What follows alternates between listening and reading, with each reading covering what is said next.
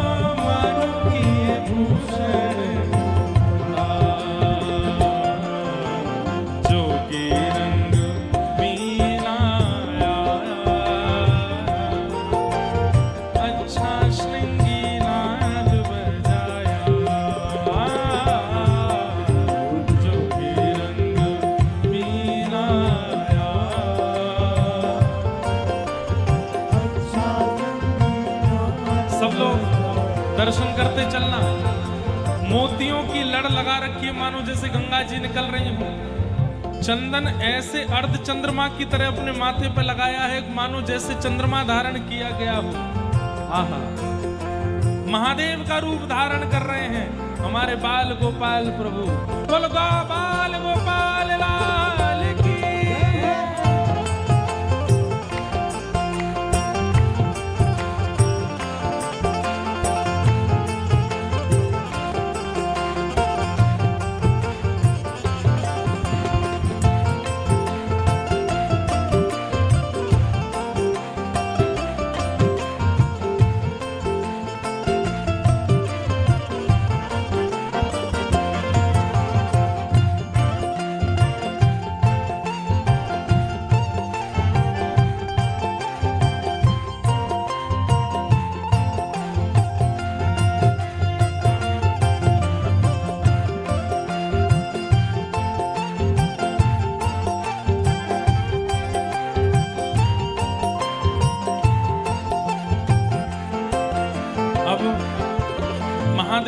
रूप धारण कर रहे हैं तो महादेव भी बड़ी कृपा कर रहे हैं। बोले अच्छा लाला हमारे जैसे बन रहे हैं। अंग अंग भूषण बाजे, मानो सुर डमरू बाजे। ओ अंग अंग भूषण बाजे, मानो सुर डमरू बाजे। जैसे ही ठाकुर जी चलते हैं तो अंगों के भूषण बजते हैं। अब बजकर के आवाज आनी तो चाहिए छम छम, लेकिन महादेव ने ऐसी कृपा कर दी है कि जब चलते हैं तो डम डम डम, जैसे डमरू की आवाज आती है वैसे ठाकुर जी के अंग से आवाज आ रही है। अंग अंग भूषण साजे, मानो सुर डमरू बाजे। ओ अंग अंग भूषण साजे, मानो सुर डमरू बाजे। अरे हाँ मानो सुर डमरू बाजे।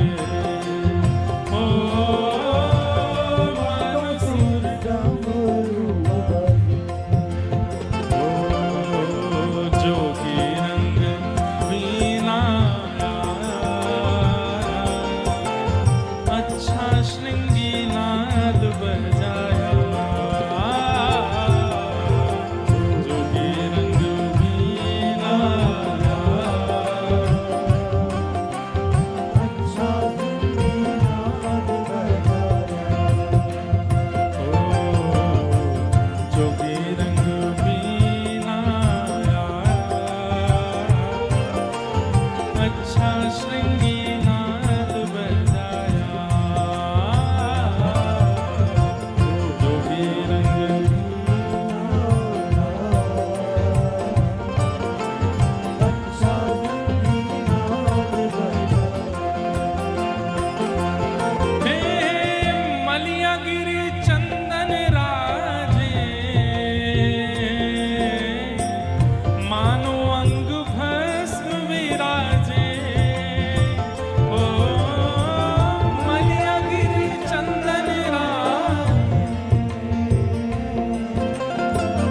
मानो अंग भस्म विराजे। ओ मलिया गिरी चंदन राजे, मानो अंग भस्म विराजे। ओ मलिया गिरी चंदन राजे, मानो अंग भस्म विराजे।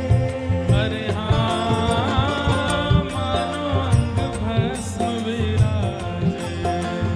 ओ मानो अंग भस्म विराजे।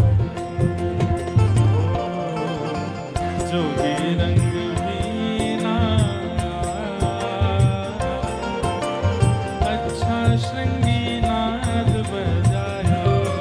ओ जोगी रंग वीणा, अच्छा श्रृंगी नाद बजाया। छोटे से बाल गोपाल महादेव बन गए। भस्म लगाई है चंदन के रूप में, सिर पर ऐसे चंदन जैसा चंदन का चंद्रमा बनाया है, जटाजूट बनाई है और बागंबर पहन करके हाथ में त्रिशूल लेकर के निकल पड़े बरसाने की ओर। मधुमंगल श्रीदामा जय जयकार करते जा रहे हैं। जोगी महात्मा की जय हो, जोगी बाबा की जय हो, जोगी लाला की जय हो। बरसाने की सबरी गोपी निकल के आई। कौन सा जोगी आयो है? बोले जोगी आयो जोग करन को। अरे भैया बहुत बड़े जोगी हैं। बोले कैसे जोगी हैं? बोले हाथ देख करके भविष्य बता देते हैं। एक दो गोपी बोली हमारा हाथ दिखाई दो। बोले तुम्हारा हाथ नहीं देखेंगे, गहरे गहरे इनको हाथ ना देखें, चलो हटो यहाँ से। गोपी बोली पाम पूज रहे हैं, हाथ जोड़ रहे हैं, हाथ दिखाई दो। बोले नहीं, ये बरसाने की जो राजकुमारी है उनको हाथ देखेंगे। ललता विशाखा आकर के बोली अच्छा सुनो, पहले हमारा हाथ देखना पड़ेगा, हमें ठीक लगेगा तो हम राजकुमारी के पास लेके जाएंगे, नहीं तो निकलो यहाँ से। ठाकुर जी बोले नहीं नहीं, इन दोनों को बुलाओ, इनका हाथ भी देखते हैं। ललिता जी आई, हाथ दिखायो, बोले यूं बताओ मेरो ब्याह कब होएगो? ललिता जी बोली, ठाकुर जी देख रहे हैं,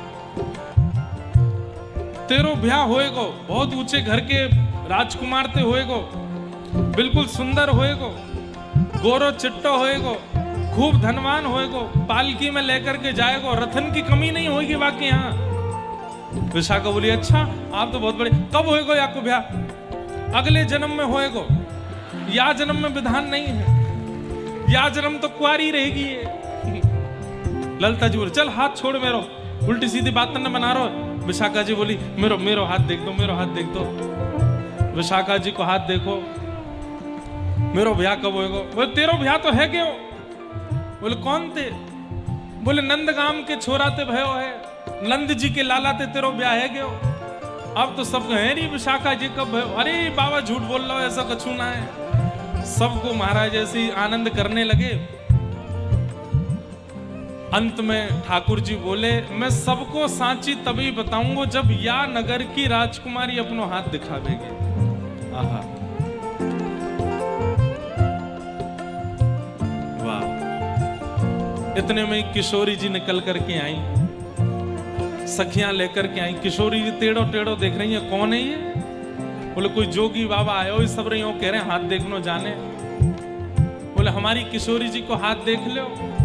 तो हाथ देखने वाला सामने बैठता है, पर ठाकुर जी बगल में बैठे और बगल में बैठ करके कहने लाओ अपना हाथ दिखाओ। सब बोले हैं बगल से हट जा बाबा। बोले मैं हाथ देख रहा हूं, मुंह को देखन दो। और सुनो ये मेरे संग में आए, ये लोग बताएंगे। बोले कहा? बोले अगर हमारे बाबा को ज्यादा छेड़े तो ये रेखान ने बिगाड़ दे, इन्हें छेड़ो मत, देखन दो। बगल में बैठ करके किशोरी जी को हाथ देख रहे हैं। बोले अरे श्यामाजू आपको योग्य वर कौन है?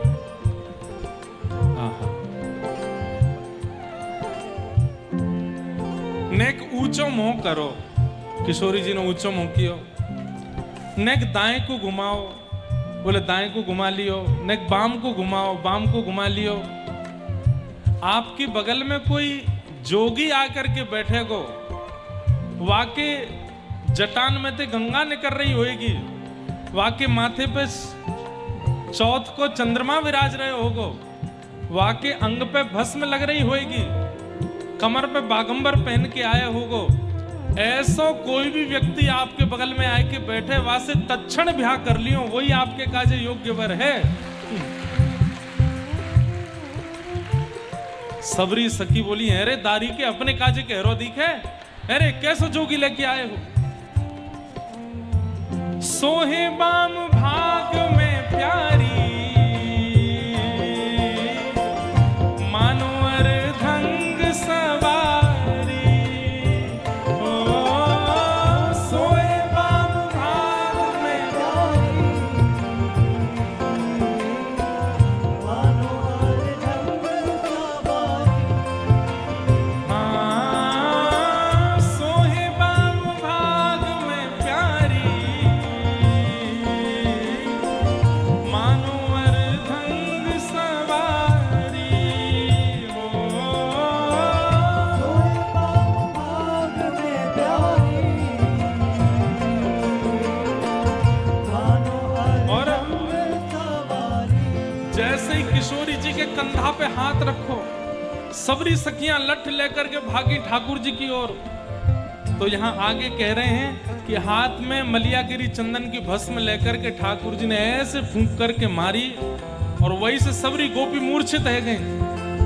हे मोहन मंत्र फूक दे मारी, सब ब्रज मोहिनी डारी। ओ मोहन मंत्र फूक दे मारी, सब ब्रज मोहिनी डारी। अरे हाँ सब ब्रज मोहिनी डारी। ओ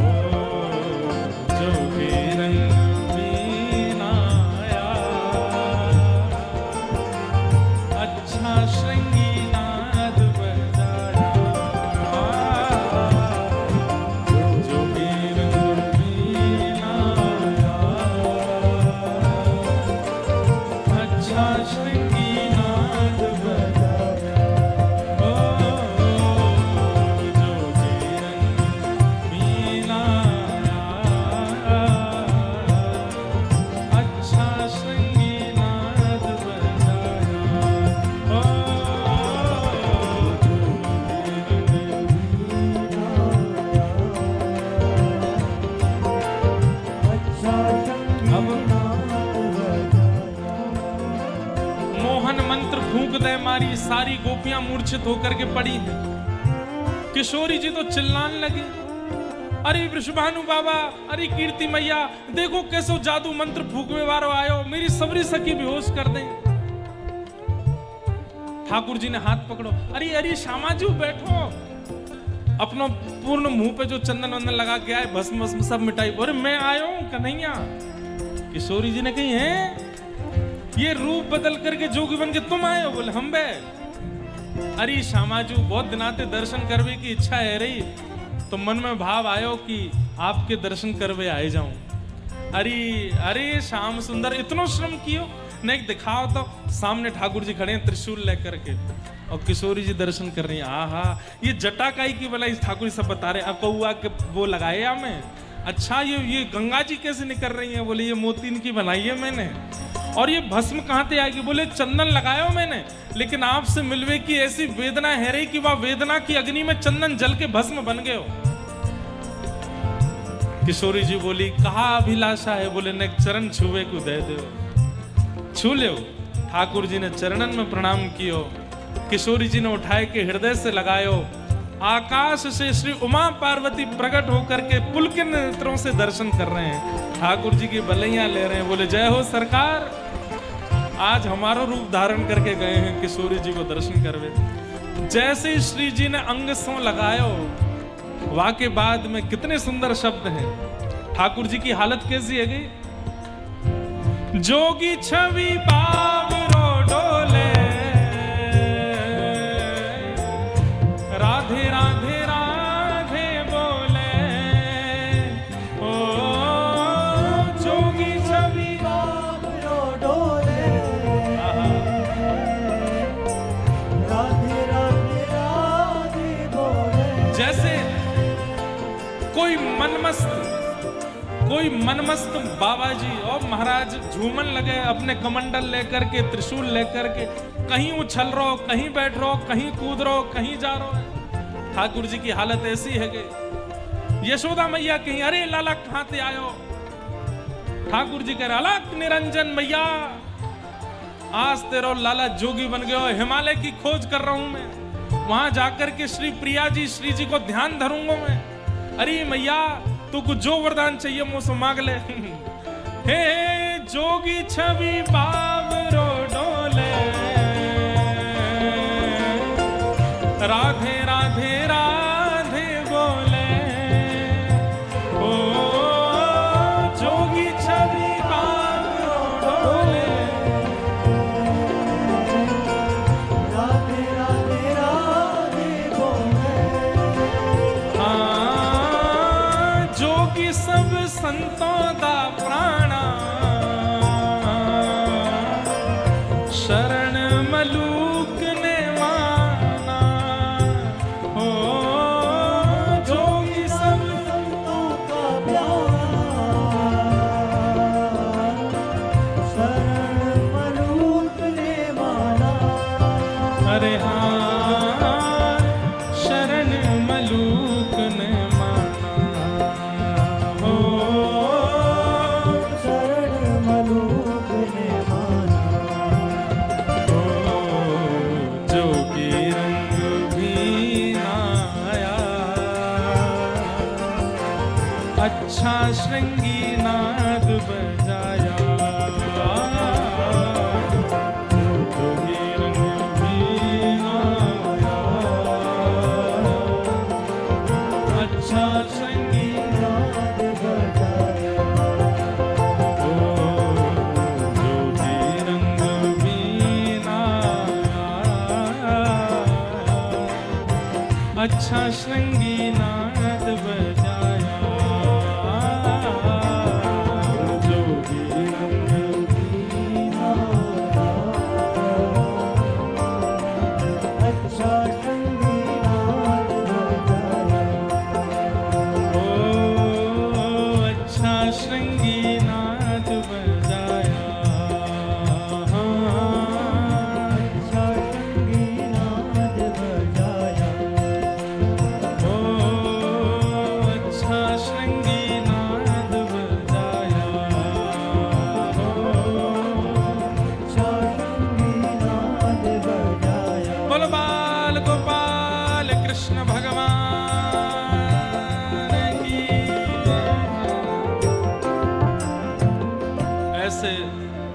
ठाकुर जी जोगी बन करके गए। बोलो जोगी कृष्ण भगवान की। महादेव का रूप धारण करके एक बार बरसाना गए और श्री मलुकदास जी महाराज ने इस लीला का वर्णन किया।